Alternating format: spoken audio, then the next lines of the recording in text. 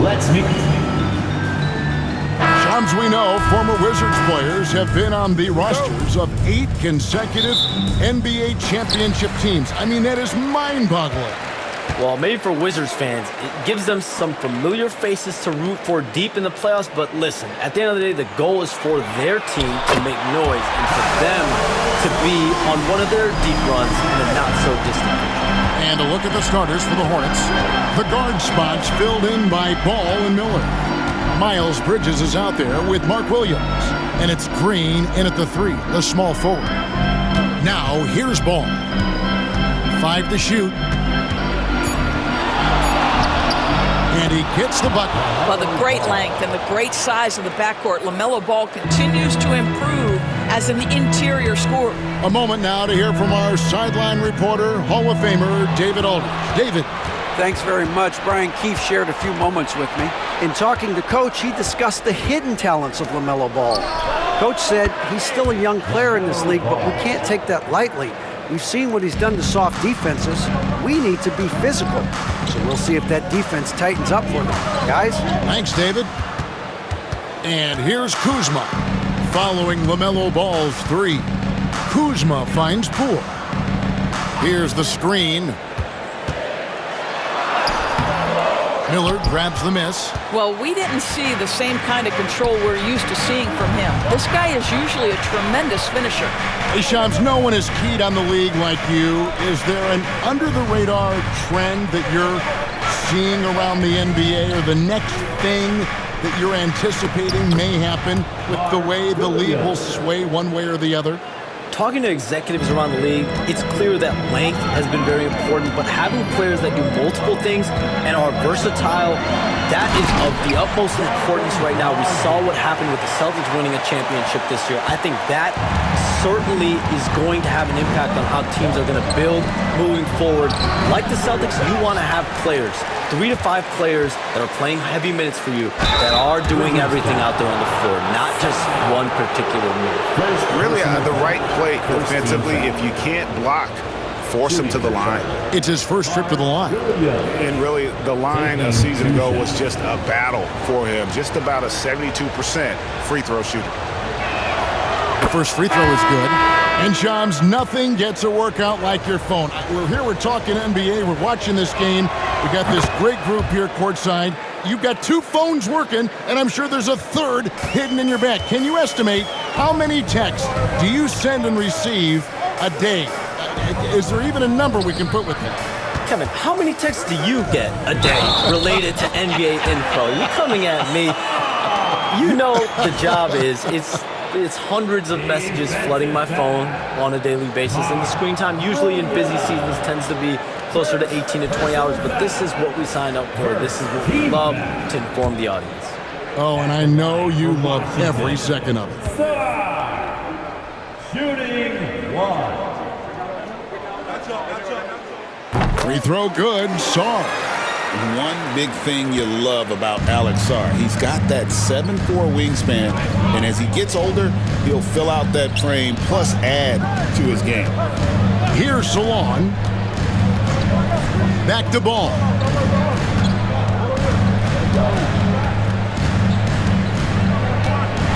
There's the 3.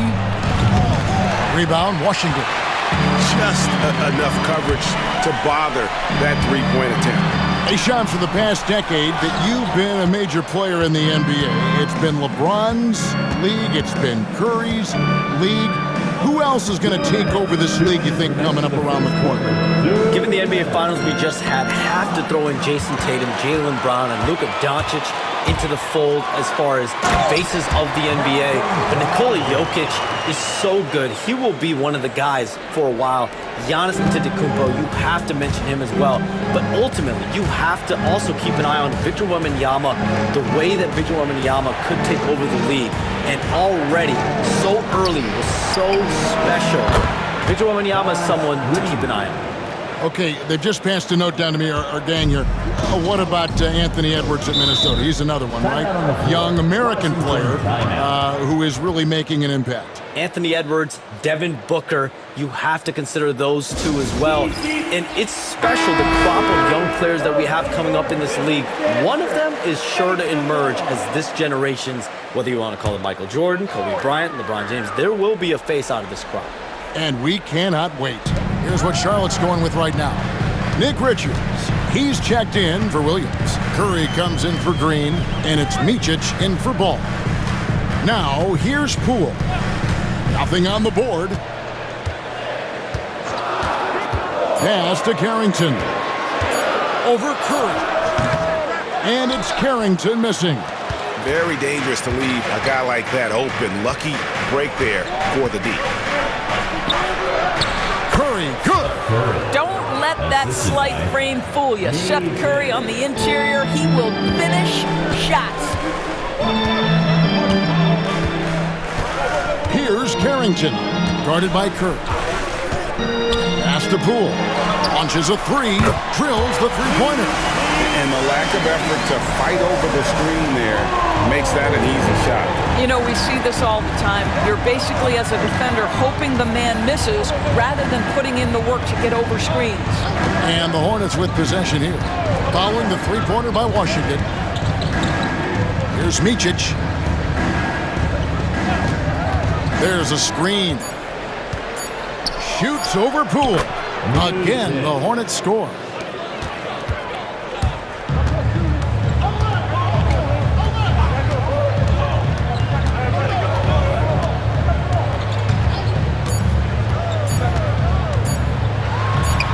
And Washington again with the bucket.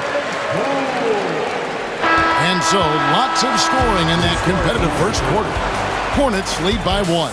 And we'll get the second quarter underway on the other side of this break.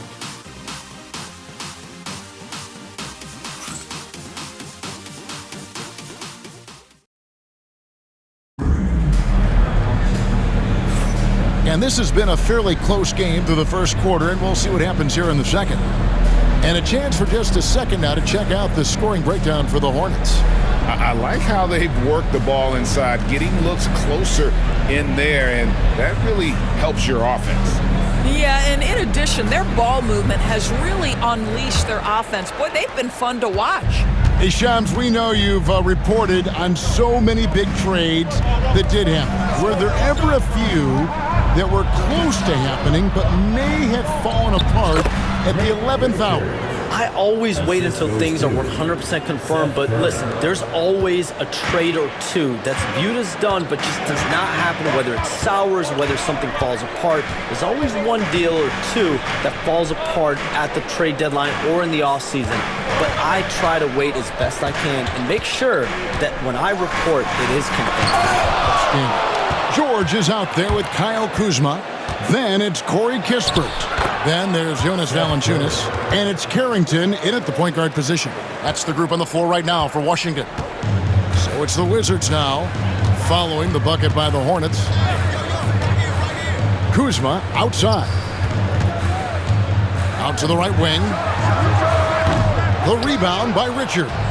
Charlotte leading by 5.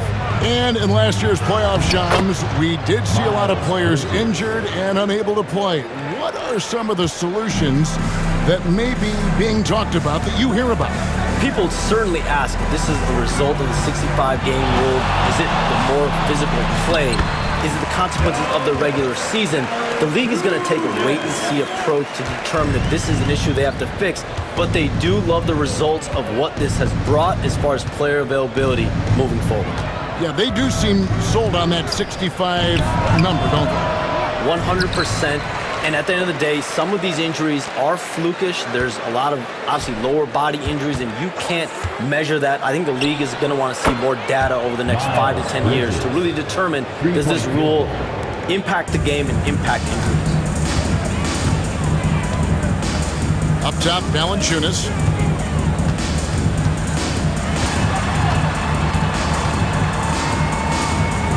Fades away. Again, the Wizards score. And we saw some players banged up down the stretch. last season, Shams. I'm told that there was a focus on maybe allowing some more flexibility in physicality. It definitely upped the intensity some, and I think that's what the fans want. But there are going to be some trade-offs, and that includes the free throw rates, that includes game time, and in the long haul, adding some more physicality and adding some more attention to detail defensively and allowing defenders to play more and defend more.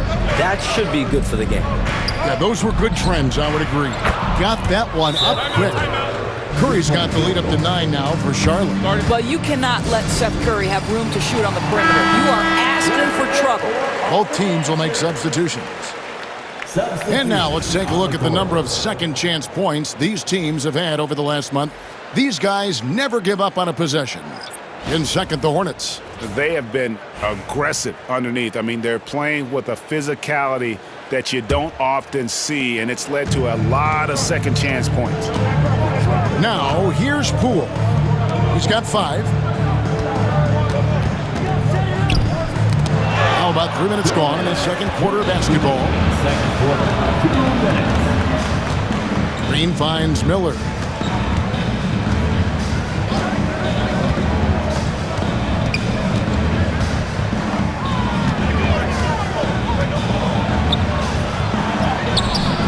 And he can't extend the lead to double digits. Wizards trail by 9. And the latest now from our sideline reporter, David Aldridge. David, it's all yours. Take it away. Kevin, the new leadership in Charlotte has made it clear that it's not going in for quick fixes.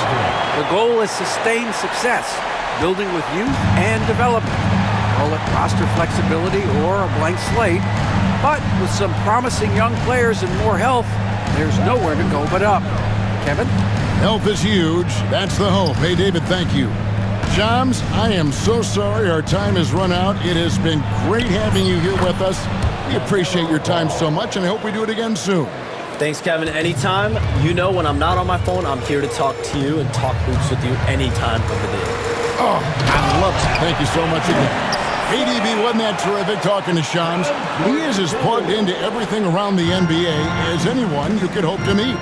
A guy who's really in the know, and as somebody who prides themselves on doing research, boy, you have got to respect the legwork and the dedication he brings to the table. Ball with the bucket. And they keep hammering away at him inside, forcing the ball into the paint.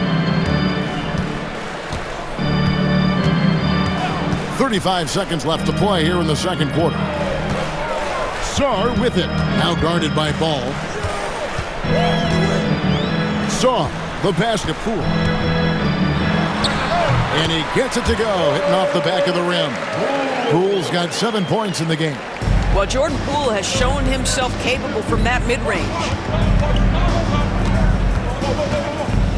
Ball against Poole.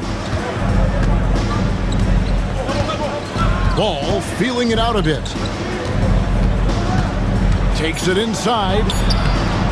That shot off the mark. And so it's Charlotte bringing the quarter to a close with a 7-point lead. They're feeling very confident, shooting the ball with great efficiency and dictating the pace. And don't go away. We'll be right back.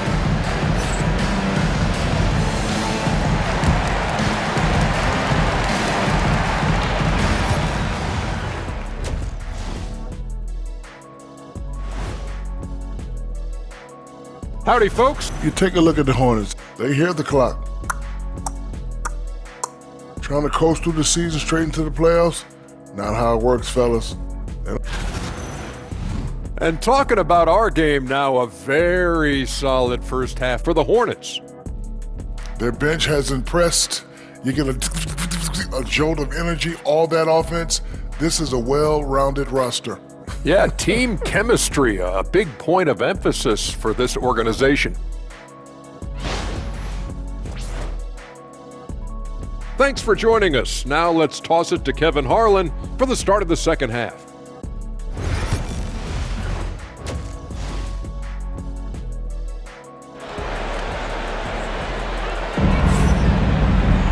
And we've got third quarter of basketball for you. 2 quarters in the books. Nice game. Great performance so far by LaMelo Ball. You just love the patience in that first half. Waited until he got the look He wanted. You know, as a coach, you can preach good shot selection, but it's up to the players to execute, and this guy has done just that. And Charlotte looking at who they've got. The guard spots filled in by Ball and Miller. Miles Bridges is out there with Green, and it's Williams at the center filling out the middle. And you know, Brandon Miller may not have the experience, Doris, so far in the NBA, but boy, does he have a feel for the game.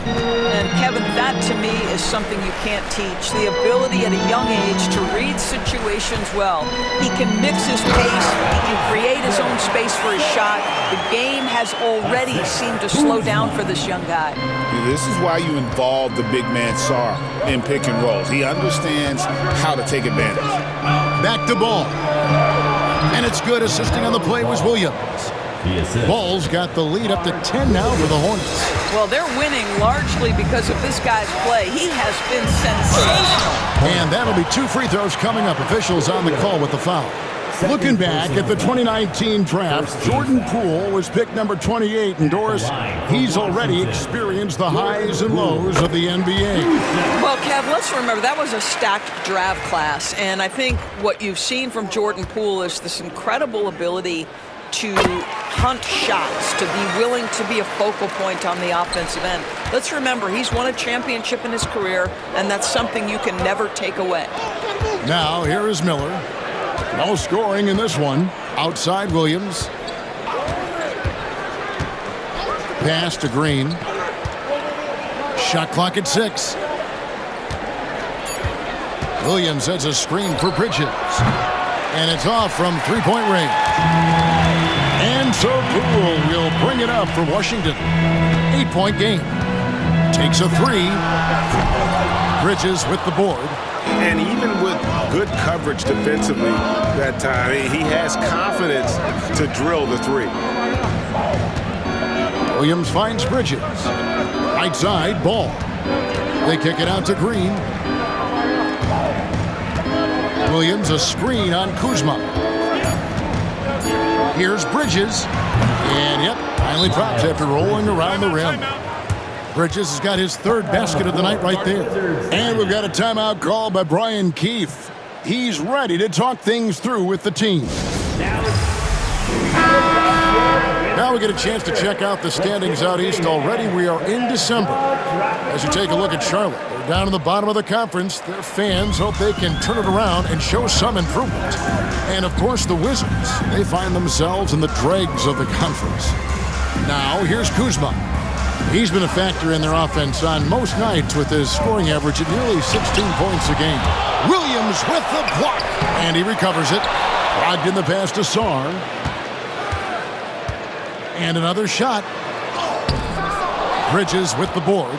Only 20% shooting in this quarter. They need to settle down and relax a little bit here. There's been a lot of turnover in Washington, Doris, over the last few years. Where do you think they go from here? I think the first thing they're looking for, Kevin, is obviously a cornerstone around which to build your team. Recently, it was Bradley Beal. Now they are looking for someone to step up and be their guy. Now, Poole following Miles Bridges' 3-point attempt. And that one's good, Brogdon. Brogdon very capable of catch and shoot situations. This guy's so efficient. Hornets leading by 7. Outside Williams. Down low. That's good from Bridges on the assist from Williams. Bridges has got 9 points. What a terrific play by just a tremendous all-around player. This guy makes it look easy. Bridges against Kuzma.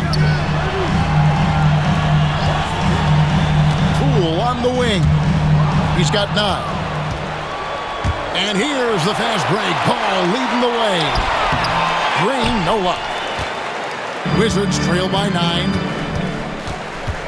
Poole on the wing. A putback. He hangs in there and cashes in on the second chance points. Yeah, make no mistake. Kuzma will mix it up, particularly on the offensive window. You see his instinct to score. And so it's Charles Lee calling timeout. He wants to talk to his guys.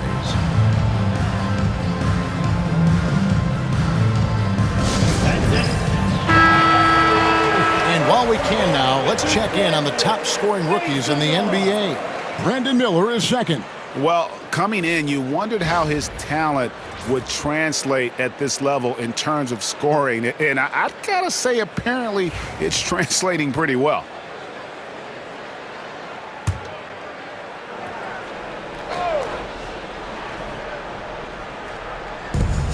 59 seconds left in the third quarter.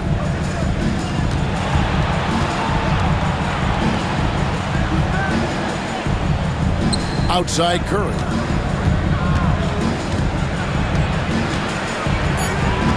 Out to Miller. Over Kispert. Charlotte no good that time either. Wizards trail by 7.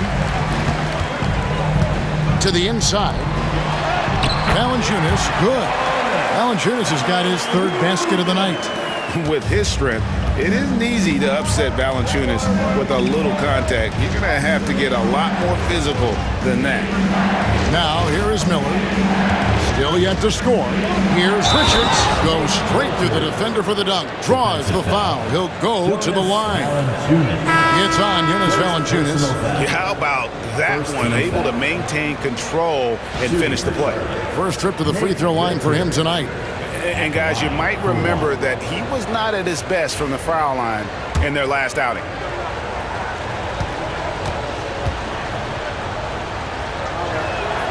That's good from Richards. For Washington, they've gone 4 of 9 from the floor so far in the third.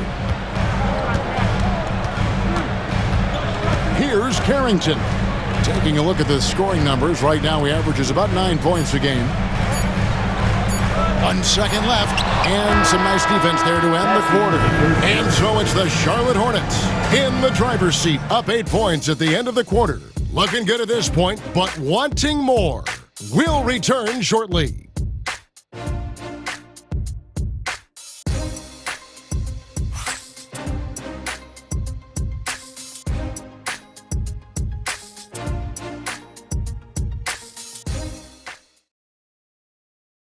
And a worthy candidate tonight as we take a look at our State Farm assist of the game.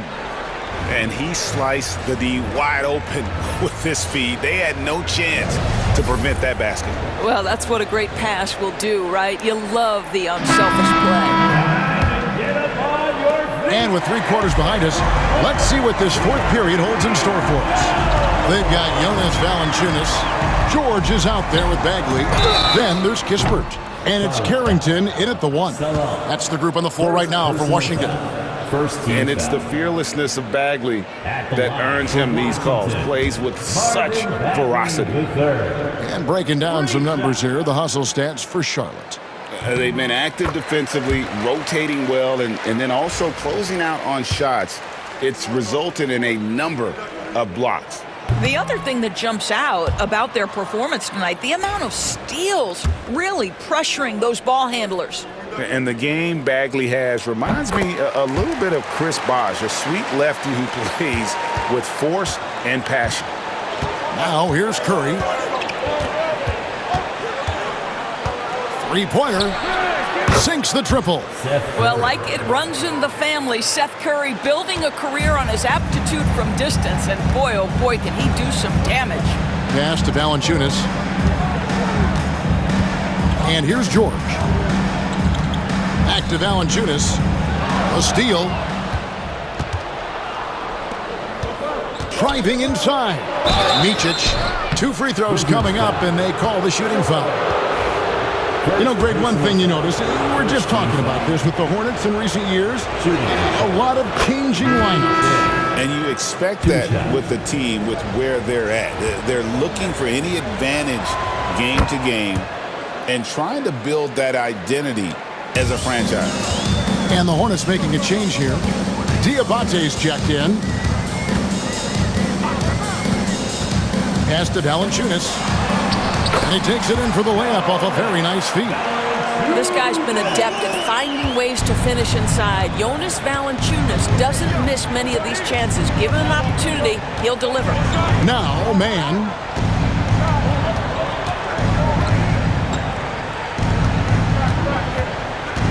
Here's Micic. Clock at 6. Fires the 3. And Valanciunas pulls it down. Wizards trail by 9. About a minute and a half through the fourth quarter now. Back to Bagley from the arc. It's rebounded by Charlotte. Richards got his fourth rebound with that last one here tonight. Pass to Diabate. Here's Richards.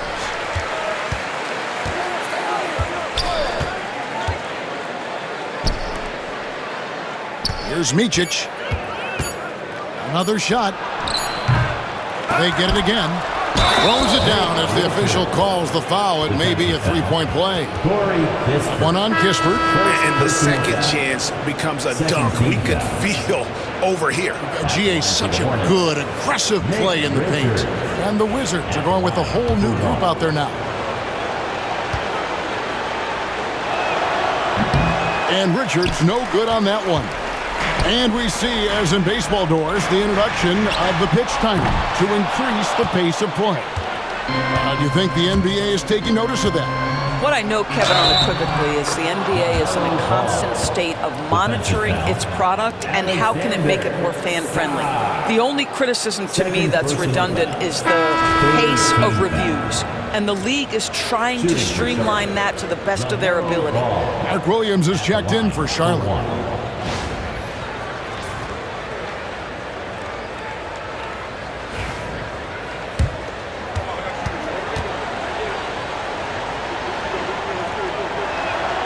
LaMelo Ball came in like a storm into this NBA doors, but hasn't been able to stay healthy since.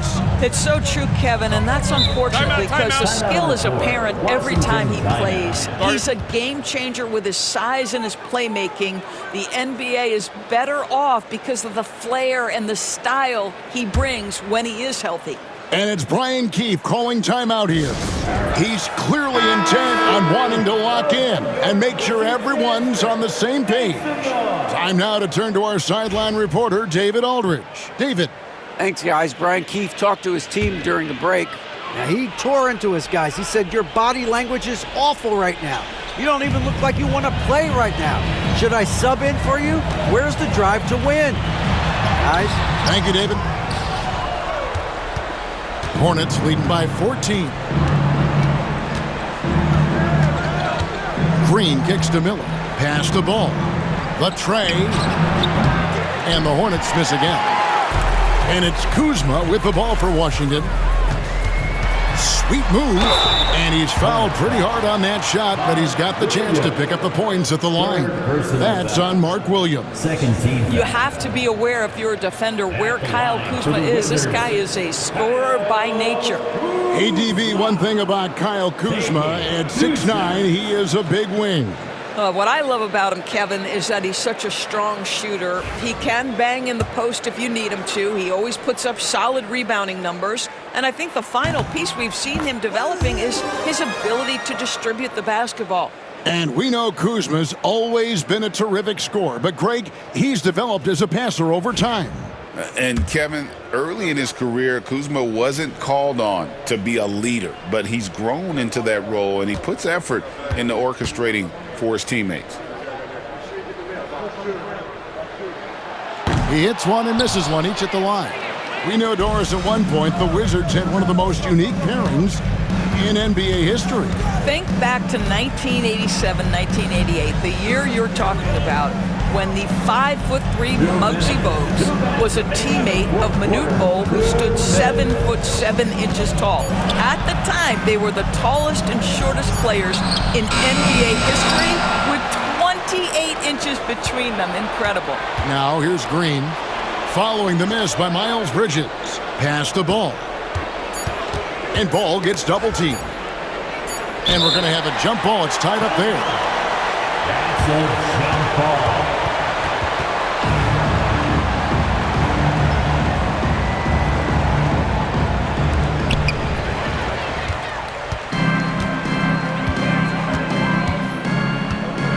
Here's Song.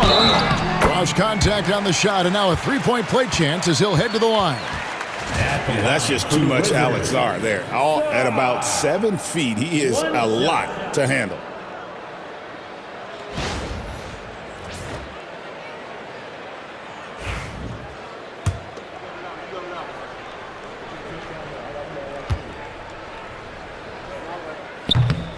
Free throw good. Saw. Fourth quarter of play, and over 3.5 minutes have gone by. Hornets leading by 10.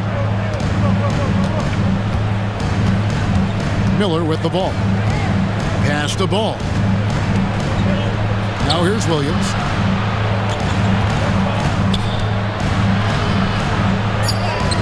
Banked in off the glass. And so only one team answered the bell tonight, guys. Not a monster blowout by any means, but still a double-digit victory for the Hornets. They enjoyed a big boost from the strong play of their bench. The subs came in and did their job. Those points off the bench were key to their victory. And with this effort tonight, grabbing their 8th win of the year. And they're able to even the score of this series at a game apiece. Still, 2 more to go in the season series. And one of the key components to this victory, if not the biggest, was the incredible performance for LaMelo Ball. It was the kind of game for him that all scorers dream of, where the basket seemed as wide as a barrel. And Poole gets it to go. 30 seconds left to play in the final quarter. Here's Green. The kick out to Williams. Miller against Brogdon. Pass the ball. Down to 5 on the shot clock. Shoots over Poole. And all around the rim that time before dropping in.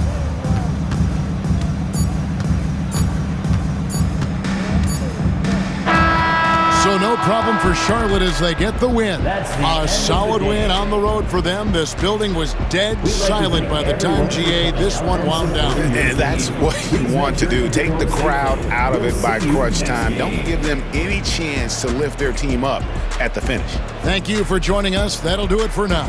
For Greg Anthony, Doris Burke, and David Aldridge, this is Kevin Harlan. Thanks for tuning in. But first, let's reveal our player of the game, LaMelo Ball.